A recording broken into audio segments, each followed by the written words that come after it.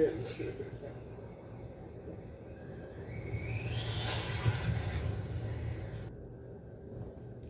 Alright, so the first thing we're going to need is a donor car, and it just so happens I have an A959 and an A959B. Both vehicles are, well, they got their pros and cons, right? But I have a bunch of extra parts. I think we can build a much better vehicle out of these parts. A 1/18 scale monster truck should be able to be cut in half theoretically and then made into a larger vehicle. So that's what's going to happen here. So I'm drawing out a pattern to lay out ABS on a block of 3/4 inch plywood to make a custom chassis.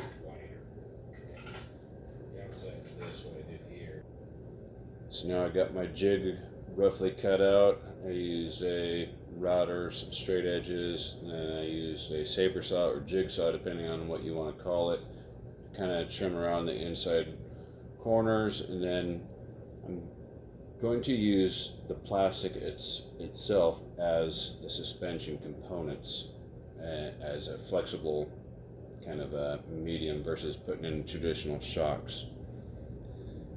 And the purpose of building the wood platform is so if I wanted to make multiple of them, I have a template to heat, form, and bend over and cut and what have you.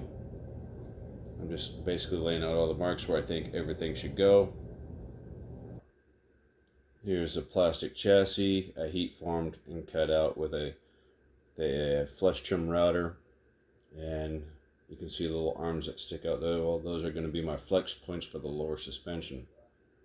And I painted one side of it white, that way I can scribe in the measurements where I want to put the steering knuckles, where I want to put the motor, so on and so forth. So there's my rear differential, just roughly laid out right there. It doesn't quite reach the end, but there I have to cut the half shafts in half and actually lengthen the half shafts.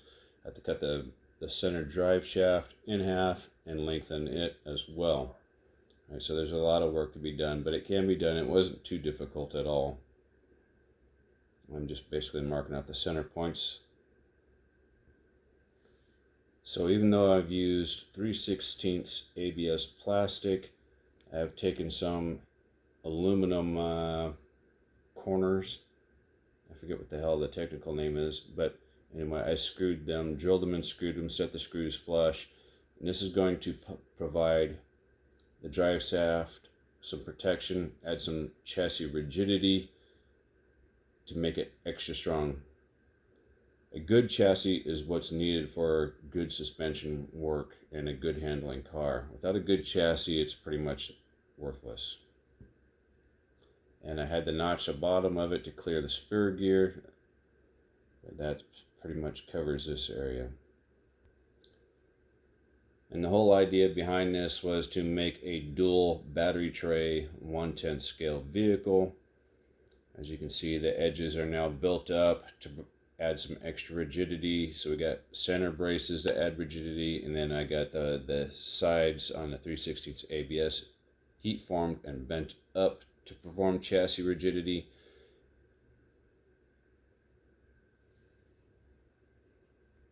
Then the ultimate goal will be to mount the motor. I'll make a custom motor mount to sit on top, right? So it'll be very well balanced from left to right. And as you can see, that was a 16-ounce beer can sitting there.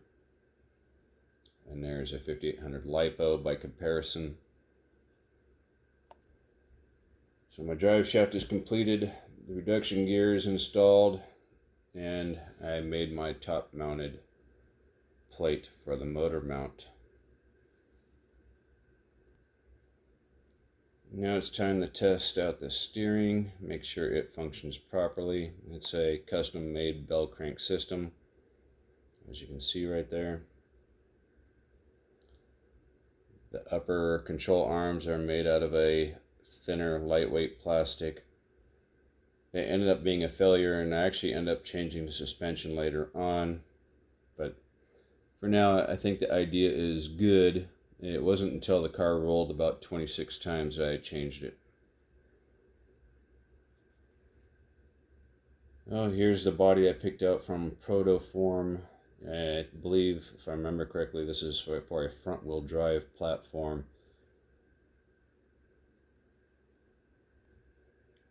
So there's the finished chassis.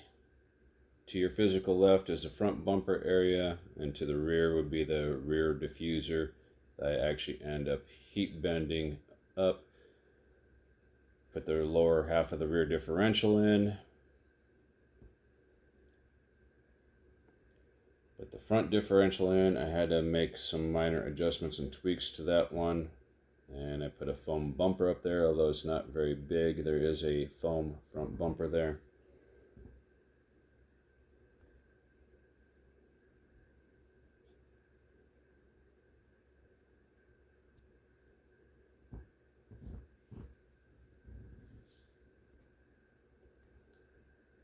Install the center frame rails.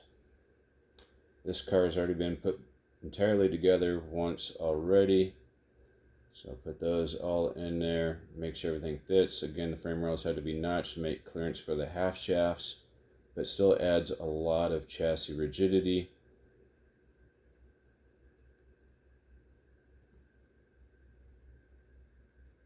Steering. My carrier bearing. It's a push fit, and my drill bits were either too small or too big, so I actually had to go in there with a rotary tool and widen the hole just a little bit and then squeeze it in there with a pair of pliers. So next is going to be assembly of the drive shaft. So there's the assembly of the drive shaft, dry fitting all the parts. And there's an extended length. Reduction gear. Now that the center drive shaft is installed, I roll it back and forth to make sure it spins freely. My steering mechanism is up next. There's my custom motor mount that sits right over the top of the drive shaft. There's barely any clearance remaining. As you can tell, I had to notch it so that way it would sit over the drive shaft.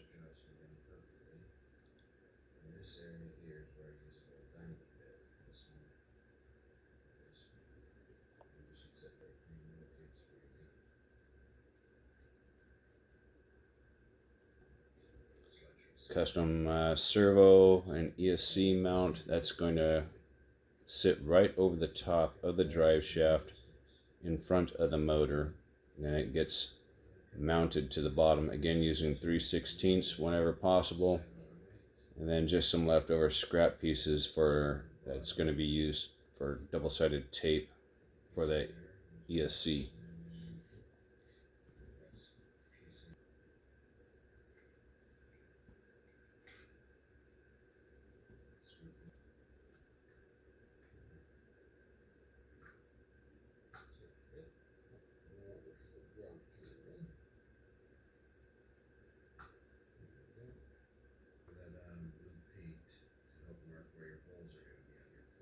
So I paint it in blue to help mark the holes are going to be for any blind drilling. And then you can see the steering links, custom steering. Everything on this vehicle is custom, right? You can't buy this as a kit per se, but you can take parts from a pre-existing vehicle and make a totally different vehicle. One that's probably going to be better than what you would buy at the store, depending on your skill level and the materials used. See, that's all that thin piece of plastic is used for, just a place to mount my ESC, because the whole goal is to use 2 battery packs for left-right balance.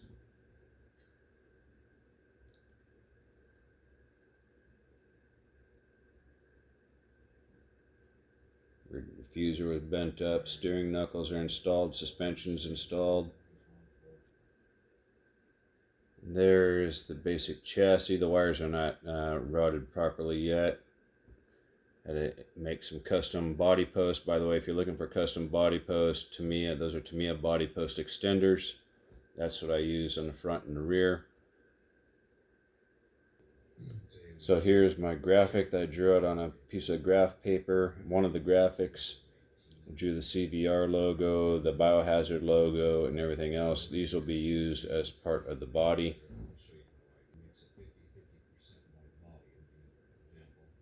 And there's the cutout graphic that I will adhere to the vehicle and then spray paint around, leaving a negative image to be painted later on. And again, using graph paper, I just drew out a CVR logo. I wanted to CVR coronavirus racing. Basically, this happened back in 2019. I'm just condensing the video because I think a lot of people got bored and rather see something better. So showing how it was done. I will provide a link to where you can build this video, where you can find these videos from full detail. That way, if you want to build your own custom car from the ground up like I did, there's a lot of information I've provided. I'm just really condensing it right now, how it was all done. There's a Biohazard logo.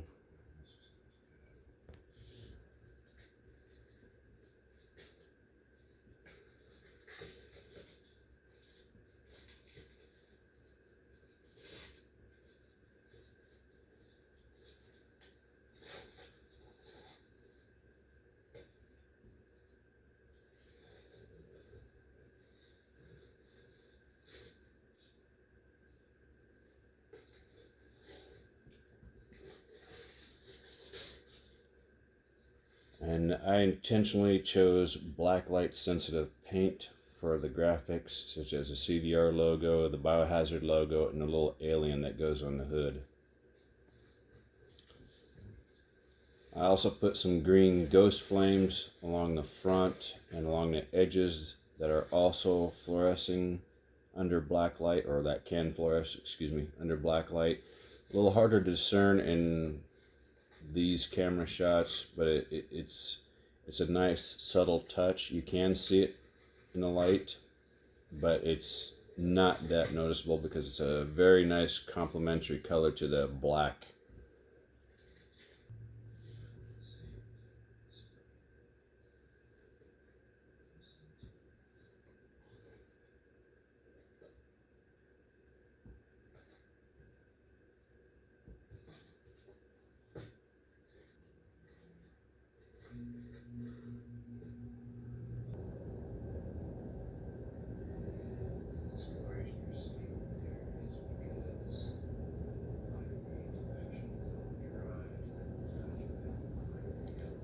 Kind of see the green poking through along the doors a little bit.